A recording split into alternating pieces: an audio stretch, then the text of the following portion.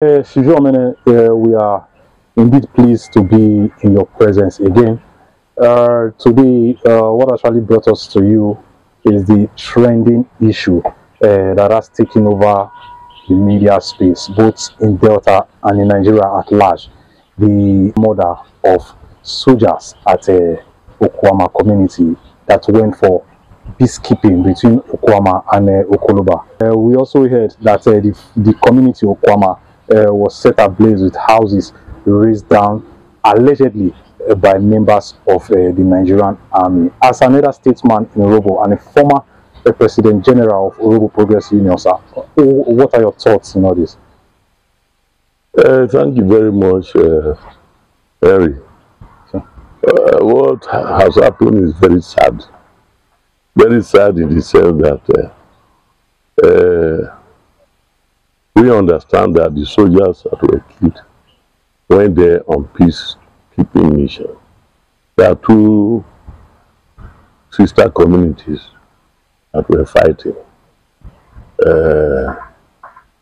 One on the Orobo side, the other one on the Ijaw side. Brothers fight and they have their matters settled. But if they couldn't settle it, and the soldiers decided to go there to keep the peace, maintain peace, there is no reason on earth why they should be attacked and killed. I want to join those who condemn the killing. Having said that, I want to also appeal to the military men to temper justice with mercy.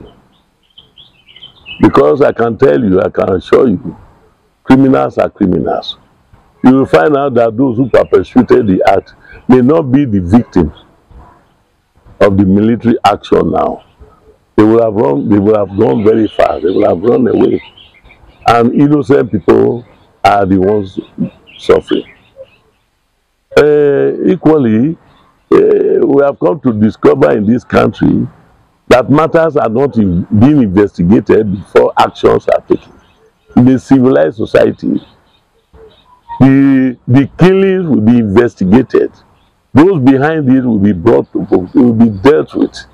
Will even be killed because they killed innocent military officers, senior officers at that matter. But it has happened before. When things like this happen in the south, we know how the military reacts. If a similar thing like this will happen in the north, we also know in this country how the military will react. Look at Odi, it's also in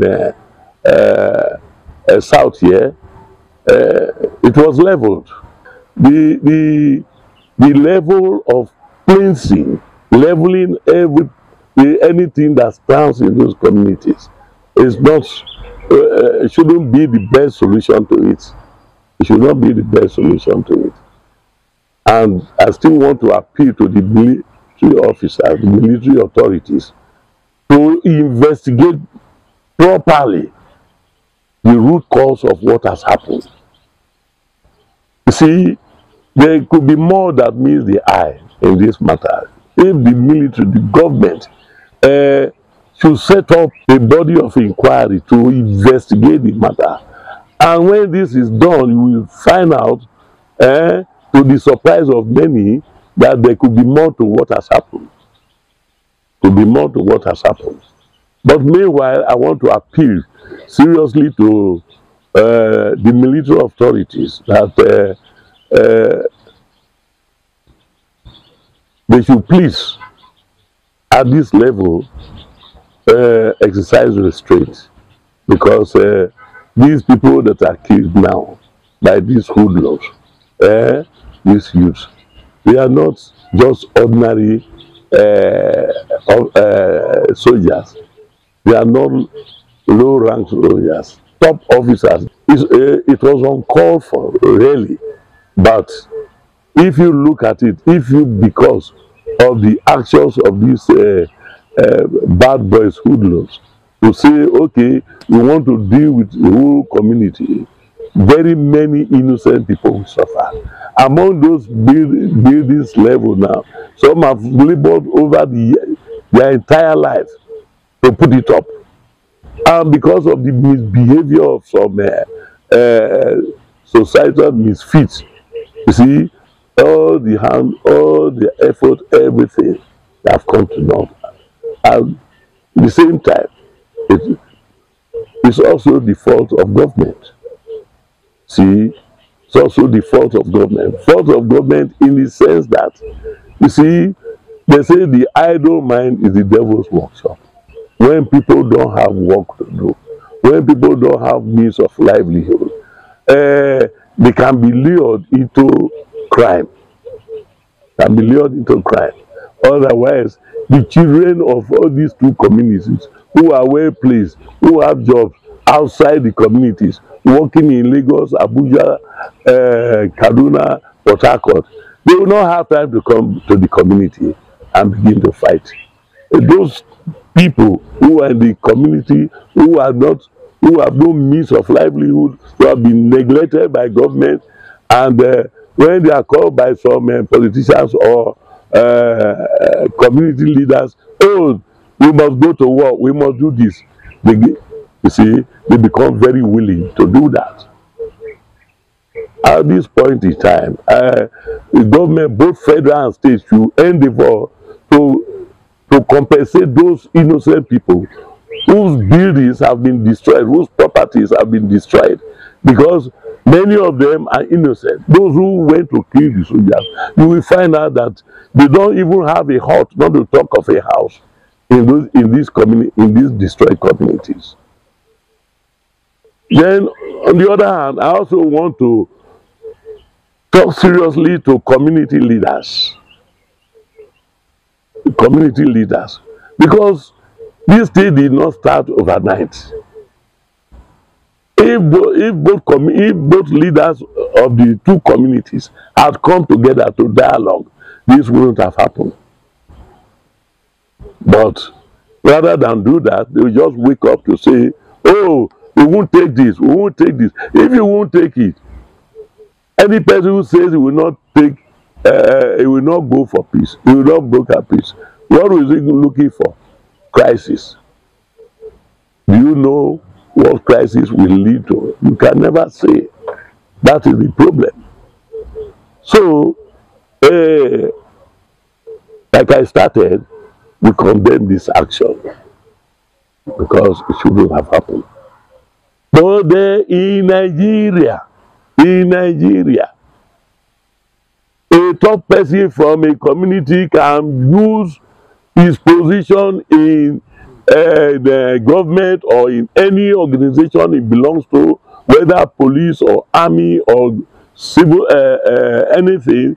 He can use that position to make sure that, oh, I want to use it to oppress the other people. It happens. And when the people now feel that, look, this is not acceptable, we must die, it can result to crisis like this. Government should not stop. The army should not stop. Because the communities have been leveled. They shouldn't stop. They should go ahead to ensure that these people who were killed, these people were not killed for nothing.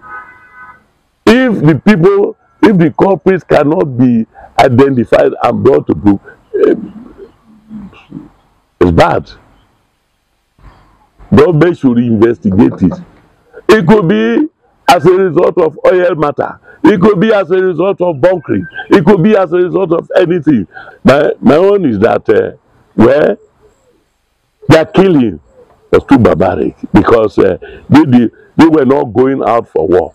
If they were going out for war, there's no way such officers can be killed without any serious resistance. See, whether they were rightly called or wrongly killed, government should investigate what has happened and look for the root cause of the two communities fighting, what led to the fighting. If there's any community leader involved, government should not spare them. Because today is Odi, tomorrow is Ewu, a community in Ewu if you go south, it can happen to any other communities in the south again, especially the south. We don't have people at the top. We don't have top people. Our own is that, oh, if something just happened here in our backyard, they will just come and clean all of us, our property, our lives, and everything. But if it happens in other parts of the country, it's not like that. All the same, that is not an excuse for the barbaric killing of the army officers. Thank you. Thank you, Chief.